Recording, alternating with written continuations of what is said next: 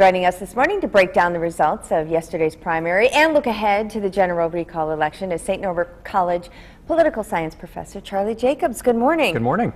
All right, no surprises yesterday for you? No surprises. The polls had showed that Barrett had a commanding lead. It grew, but I don't think that that was necessarily something that would shock us because he came late to the race. I think some people had to know he was in the race, know his positions, especially as they related to unions, and I just think that the momentum grew as we got closer to the primary.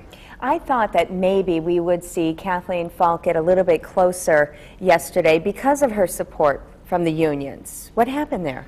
I think what happened was that because she entered the race relatively early and Barrett was insistent that he wasn't going to join the race, the unions kind of picked their horse and they decided to ride that horse. When Barrett joined, there was sort of a tension there. It's not, I think, that the unions didn't want to or won't back Barrett. I think that they will. It's just that when they had thrown their support behind Falk, they wanted to maintain that support through the end. All right, so with the backing of the unions moving to Barrett, will that be enough for him? I mean, let's talk a little bit about 2 years ago. 5 percentage points separated Walker and Barrett then. Will he be able to make up that ground this time? He may be able to do it. The polls indicate a very tight race right now, and you have to remember that in 2010, what we were seeing around the country, not just here in Wisconsin, was a rejection of some of Obama's policies and the leadership by Obama and the Democrats at the national level. And so you saw a groundswell of support for Republicans. Now, whether or not that's going to be maintained through the next election cycle, in particular this recall election, remains to be seen. And part of the issue here is that now Governor Walker has a record as governor that he has to stand behind.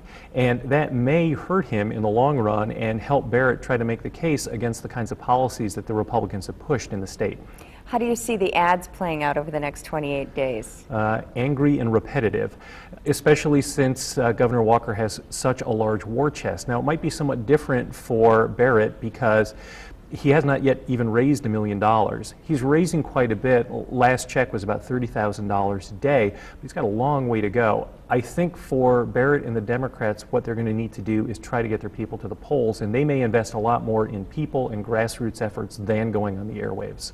Do you think this race, this general election, will have any effect nationally? I know people are watching Wisconsin right now. To a certain extent it may, because if Walker loses, it might signal a rejection of some of the policies that he and Republicans support. It will give certainly the president some traction to push his agenda and his message for moving forward and for continuing the change that he promoted in 2008. And as a result, I don't think the Republicans can rally around a message that suggests the public are really attracted to their message and that the message is resonating with them.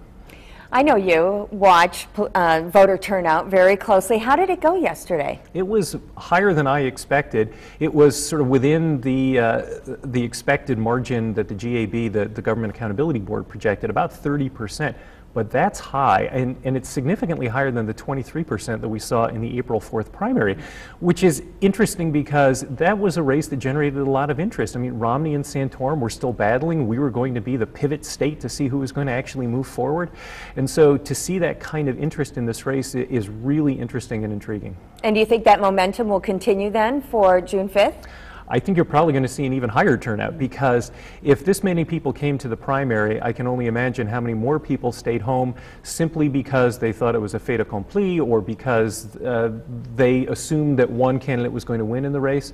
So I think we're going to see quite a bit of energy in the general election. Yeah, and then continuing into November. Yes. I'm assuming. Charley Jacobs, once again, we thank you for your perspective, and we hope to have you back as the election season continues. And we'll be right back. You're watching Good Day Wisconsin.